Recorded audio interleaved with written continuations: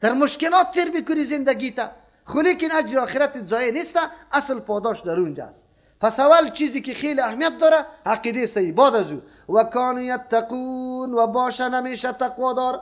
کل مراحل زندگی خود در تقوا. سایه تقوایی را میگه مامورات الله را انجام بده، از منهیات خدا نگاه کن خلاص. و این وقتی میشه که با قرآن و حدیث رابطه و علاقه داشته باشی، معلومات داشته باشی که کدام چیز مامور به است و کدام چیز منهی عنه است. اینطور نباشه که منهی عنه را ثواب بدانی. بدعت مردم سنت میدانه، شرک توحید میدانه از دست جهالت. چرا؟ پیر صاحب محترم یک روز مدرسه را نخوانده، تسبیح دراز پیدا کرده سالا الله یا الله خو نمیگه، اما الله الله الله های جلاله را حذف کرده رایسته.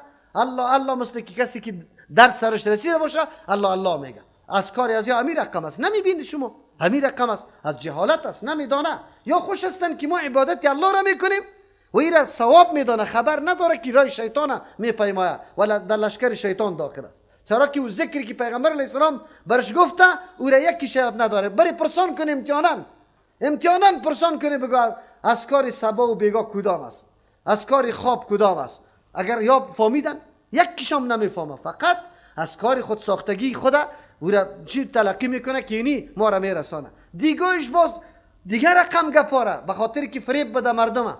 یک هفته توی ترکار بکو که چند هزار دفعه یاسین شریفه بخوان، بازی را این ترکو دیگهش میگه نه یک دفعه را تا مبین برسان، باز پس بخو بده دوم مبین برسان. این عمل کی کرده؟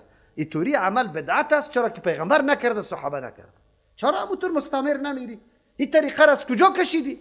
عبادت برای خود نقشه داره، نقشش پیغمبر بیان کرده. این نقشه ها را از کجا پیدا کرده؟ ختم خواجگان است، ختم خواجگان است. چند دفعه این طوری بگو، چند دفعه این طوری بگو. امی طور بدعت ابن مسعود رضی الله عنه دیده بود که لا زود مر از مسجد بکشه.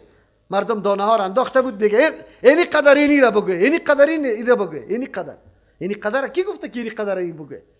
با طریق فردی پیغمبر اسلام از کار گفته که اینی قدر بگه، دیگه از کار عام است هر قدر کی وسط میشه. و جای اخوت یوسف فدخلوا علیه، دیگه مرحله داستان یوسف علیه السلام است. آمد برای برادرای یوسف علیه السلام فدخلوا علیه، داخل شدن بالای یوسف علیه السلام. فعرفهم، شناختن یوسف علیه السلام.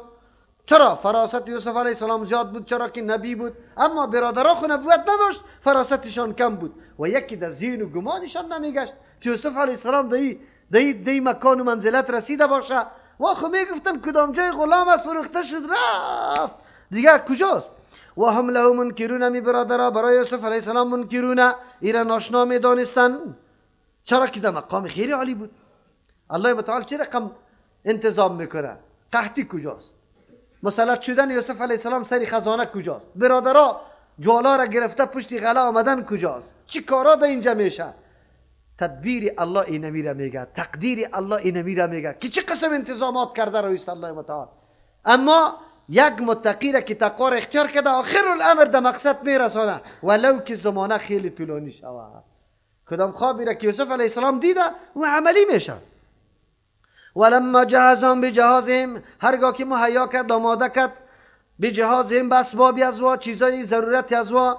قال اتونی باخ لکم، یا تذکره کردن اول مطالبه کرده بودن که ما یک برادر دیگه هم داریم، اگه باری از اون بر ما بدی. باز یوسف علیه السلام گفت قانونی ما اینطور نیست، اگر برادر داری بیاری. او برادر کجا است؟ یک کم کم سوالات از پیشش کرد که کی است. باز گفتن که برادر این دیگه ما از مادر دیگه است، یک برادرش گم شده در دشتا، لیکن این برادر بسیار شیرین است، با پدر ما نمیمانه شه. یوسف علیه السلام میگه نه دیگه دفعه اگر راورده ایرام نمیدم تو نه. قال اتونی باخ لکم، گفت بیاری برام برادری تان من ابیکم، یکی برادری علاتیست از پدر یکی از همراهتان اما مادرش جداست. الا ترون، ترغیب میده یاره، هم ترغیب میدم تهدید. شیوه امی رقم باشه، اطفال تربیه میکنی، کسی را اگر گپی میزنی اول ترغیب بعد از او تهدید. کدام ترغیب است؟ الا ترون انی فی الکیل، شما نمیبینی یکی ما خو پورا میدم پیمانه را، غله را، بارا. کیل بارم میگه، غله را میگه، پیمانه را میگه. ما پورا میدم، پس کسی که حاضر باشه امو را میدم. و انا خیر المنزلین، ما بهترین مهمان نواز هستم. چقدر قدر قیمت شما را کردم. پس کسی که قدر قیمتم شما غلم ببره بار باید بس بگرده. این ترغیب بود. سیست آلی تهدید. فیلم تاتونی بی، اگر ناوردش فلات کیل لکم، اجنوا بار برای تا نیست عندی پیش ما ولا تقربون اجنوا قرب منزلت پیش ما نداره بس این گپ بار تا نیسته. مردم ها هم تشویق شدن تهدید شدن. قالو گفتن سنراود عنه اباه ما مطالبه با تدبیر و حیله میکنیم. مراوده امیره میگه بسیار با چلول ما طلب میکنیم عنه در مورد همی برادر خود ابا از پدرش و اینا لفاعلون خام ما این کار کرده نیستیم بالکل. چرا که تو بازبار ندی خو ما تبا میشیم حتما ایره میاریم. و قال لفتیانه اجعلوا گفت یوسف علیه السلام برای امو جوانا یعنی لشکر عسکری خود اجعلوا بضاعتهم بگردان شما سرمایه از یاره قیمتی که پرداخته است فی رحالهم در بارایشان لعلهم یعرفونه شاید که برادر یوسف علیه السلام بشناسه. اذن قلبو وقتی که باز بگردن الی اهلهم بسوی اهل خود لعلهم یرجعون شاید که باز بگرده بله قیمتی که پرداخته او را بعد پس بدشه. یوسف علیه السلام بعد از این کارایی میکنه که در ظاهر نارواست. چرا یوسف علیه السلام خود آشکارا نمیکنه؟ پدر اینقدر مدت گریان کرده رئیس و بیدت عیناه و چیسته و هو کظیم چشما یک دم سفید شد از دست غم.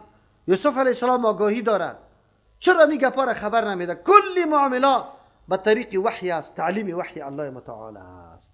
یوسف علیه السلام در اینجا گپی نداره از طرف الله برش تعلیم داده میشه و کار پیش میبره. از همون خاطر آلی در اینجا بر ما واضح شد که هرگاه کسی را دیدی که مردمای معزز بود محترم بود و قرابت هم داشتی میتونی یک کسی را امتیاز قائل شوی اینه سرمایه را پس رد کرده یا است که از طریق دولت یا از جیب خود پس قیمت از یارا پس برش گذاشته. غالبا قیمت از جیب خود گذاشته چرا که پدرش بود برادرایش بود از یا خود قیمت نمیگرفت و ایران به خاطر ازی کرد که اونجا پس برود. دو مطلب داره. یک مطلب است که اونجا برود فهمیده بود که پدر پول و پیسه دیگر نداره که با بچهای خود بره که پشتی غله بیه از همون خاطر بانک همی پیسه را پس ببره اونجا پیسه را بکشه با پدر بگوید که این پیسه باز غله پس آمده. یک دوم است که یا خو از خاندان نبوت است زمانی که پیسه را ببینه پیسه خودشان است حتما گمان میکنه که صاحبای بار این پیسه از پیشان افتاده در قد گندم این برای ما علی نارواسته که پیسه از او را بخوریم بعد پیسه را حتما پس ببریم برای تسلیمی باز مراجعه میکنه. دو سوم است که ایرا لعلهم یعرفونها شاید احسان ما را چون که ما وعده کردم که ما چقدر قطع شما عزتمندی تا نمیکنم. یکی از جمله نشانه های عزتمندی بازگردانیدن قیمت چیست بارهاست. از همون خاطر باز بچه دلیل گرفتن پیش کی پدر که او پدر چی کنیم دیگه از این کده عزت زیاد کجاست. خب از اون خاطر یوسف علیه السلام کار کرد. فلما رجعوا الی ابیهم هرگاه که بازگشتن به پدر خود قالو گفتن یا ابانا ای پدر ما منع من الکیل از ما بار منع شده دیگه نمیده تا وقتی که برادر نبیاریم. فارسل معنا اخانا روان که قط ما بیادری ما را نکتل که یک پیمانه یا بار بیاریم و اینا له لحافظون ما مکمل نگرانی و حفاظتی برادر خدا میکنیم مثل سابق قاره نمیکنیم او تو تنبلی نمیکنیم که او را در گرگ الا کنیم خودی ما دویدن کنیم. آره اعتماد برایتان واضح است در زندگی انسان سرمایه بزرگ چی است غیر از ایمان و عقیده؟ نه در معامله و در رابطه اعتماد یک سرمایه بزرگ است. یک روپه نداشته باش اعتماد داشته باش کلی بازار در خدمتت است. کلی بازار هر حادثه سرت میاد فقط آواز بده که اینی قبول بکارم است دمی آن واحد بر اینجا میسر میشه. اعتماد همه امور اینجا آلی فعلا تجارت دنیا سر اعتماد پیش رفته خلاص حالاتت است. از اون خاطر هر انسان تلاش بکنه اعتماد خدا پخته بکنه. از اون خاطر اکثر زنا که توی میشه اول امی خسرخیری سرش چی میکنه؟ یک امتحان میکنه. اگر اعتماد خود در اول پخته کرد پخته شد دختر خلاص سنوی پخته است. اگر نه که چیزی خیانتی طرف کرد باز دیگه مراقب است که کلید دستش میفته یا نمیفته چی را گرفت چی را نگرفت. این گپا است. به خاطر میگم که خواهرها بدانه که زندگی چه قسم پیش میره. برادرها بدانه کسی که در جای کار میکنه کسی که در جای وظیفه میگیره اعتماد امری بزرگ است خیلی زیاد سرمایه بزرگ است. هر انسان باید اعتماد امروز که افغانستان دوچار همی کشمکش و جنگ و جدل است، اعتماد ختم شده. اعتماد از یک برادر سری برادر دیگه میال فعلا اعتماد نداره. داره؟ نداره. یک برادر در یک شاخ است، دیگه برادر در دیگه شاخ است. اعتماد مکمل از بین رفته. دنیای کفر توانست ما را آنقدر پراگنده بسازه که حتی آلیش سخن خود با هم شریک کرده نمیتونیم در یک جای که راز دل آدم پیش بگویم. گفته میتونی؟ پدری کس گفته نمیتونه. اینی گپارا همی استعمار آورد و همی دشمنای دین همی فضای اعتماد از ما ورداشته. از او خاطر بچه ها بی اعتماد شده. با پدر میگه که ما خود حفاظت میکنیم. قال هل آمنکم، آیا ما شما را امین بگردانم علیه بالای بچه خود، الا مگر یعنی ما امین نمیگردانم شما را علیه بالای بچه خود، حل بمانه ماست. ما امین نمیگردانم شما را علیه بالای بچه خود الا کما امینتکم، مگر مثل که امین گشتانده بودم شما را علی اخی بالای برادرش من قبل پیش ازی. اونجا هم لاف میزده که نحن عصبتون، 10 نفر هستیم که تر گرگ از پیش ما بخوره، باز خو زندگی بر ما به درد نمیخوره که تر گپا شوه. اولی هم شاید هم رقم گپا باشه. ما میفهمیم که پیغمبران علم غیب نداره. چرا؟ در اول مرحله گفتار یعقوب علیه السلام بجای بود، بالکل درست بود که اعتماد سری بچه ها نداشت و میفهمید که نظر به خوابی که قصه کرده بود یوسف علیه السلام پدر امی توقع از برادرها داشت. اما در این مورد یعقوب علیه السلام خطا شده. چرا که برادرها یقینا به اخلاص دل محافظت کی را میکنه؟ بنیامین میکنه. از کجا معلوم میشه؟ زمانی که اونجا باز معامله دزدی صورت میگیره، برادر کلان میشینه در جایش، مطالبه میکنه کی را بگذار مرا بگیده یوازش. این گپا اونجا واقع شده. از او خاطر ام دفعه مردم در خیانت نیست و نیت و اراده خیانت نداره، اما چون که پیش خام شده آلی پخته نمیشه. هیچ خب پدر مجبور استن، قحطی است، نمیشه، مجبور است روان میکنه. ام دفعه در اونجا از واره تاکید میکرد، توجه به طرف الله نشد از یعقوب علیه السلام، اینجا توجه به الله میشه. از همون خاطر بعضی مفسرین میگه این حالات ناگواری که سر یوسف علیه السلام آمد به همین خاطر آمد که یوسف علیه السلام یعقوب علیه السلام یوسف علیه السلام به برادر حواله میکرد، نمیگفت که الله حافظ است و اینجا به الله حواله میکنه. فالله خیر حافظا، الله بهترین حفاظت کننده است. شما چی؟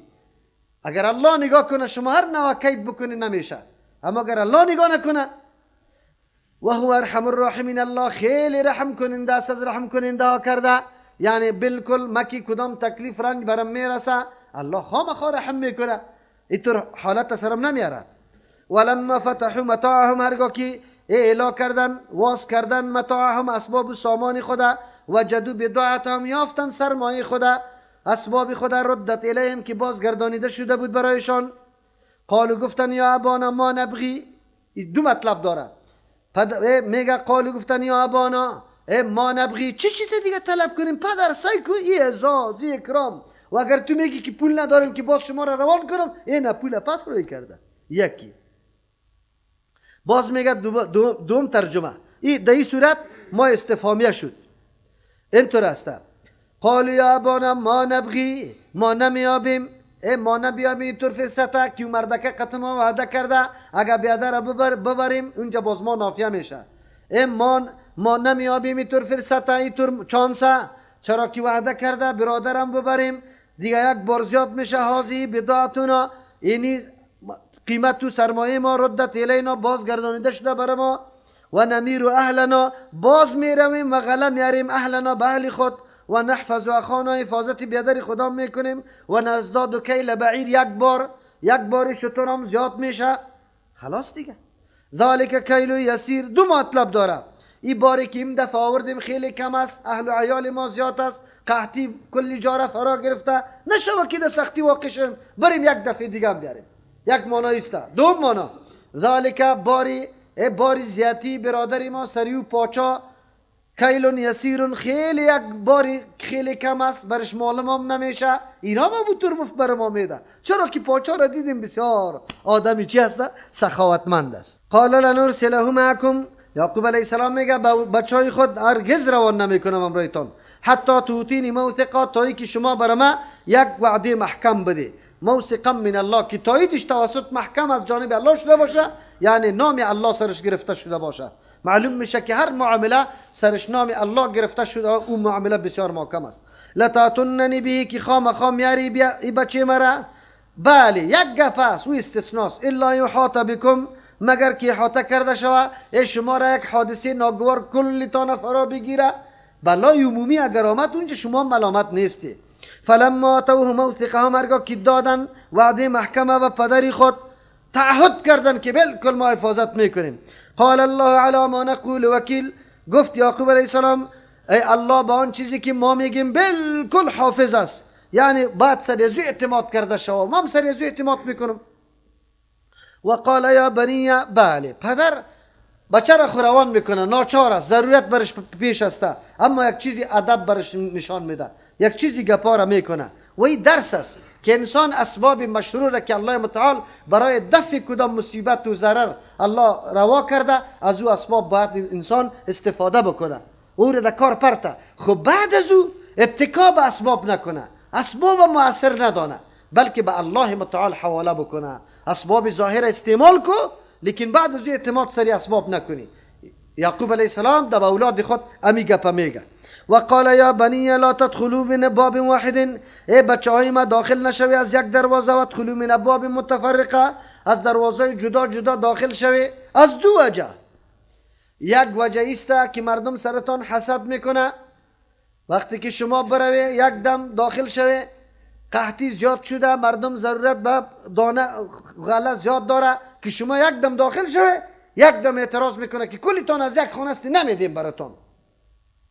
تو نشوه که سفریتان بیخی بیفایده شوه، نه از جدا جدا دروازه بیایه که کس فهم نکنه که از یک خانه است، از یک خانه است. این دروغ نیست، مخاطب فهم نمیکنه حقیقت خواهد یک خانه است او ضرورت وجود داره.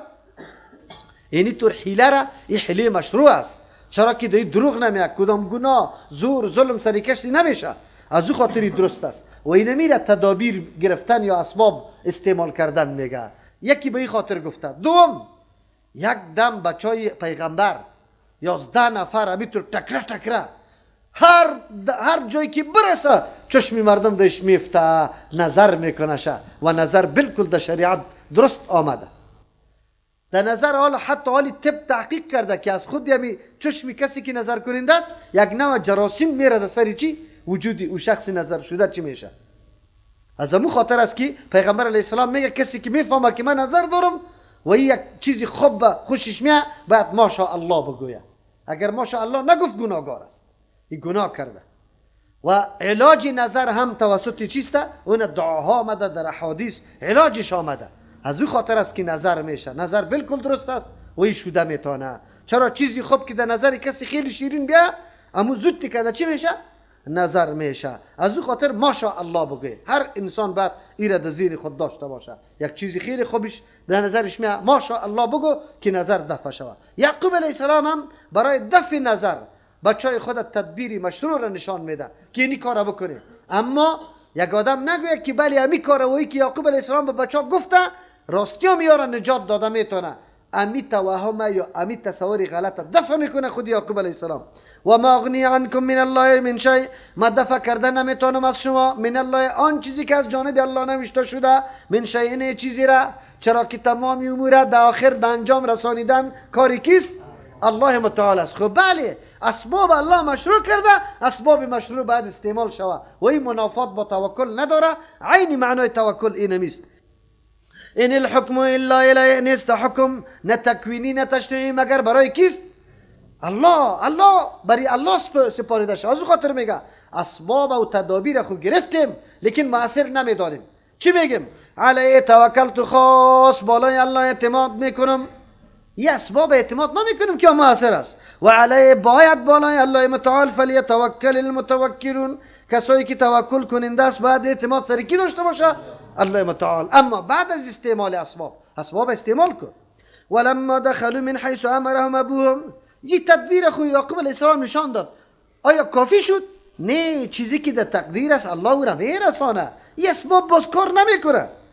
ولما دخلوا من حیث امرهم، از هرگاه داخل شدن از او جایی که امر کرده بود ابوهم پدرشان، که یا جدا جدا شده بودن، نظر دروازه علیده داخل شدن، ما کان یغنی عنهم من الله، نبود که دفع کنه امی چی را؟ تدبیر یعقوب علیه السلام عنهم از امی بچایش من الله، مصیبتی که از جانب الله بود، من شین هیچ چیزی را هم دفع نتانست.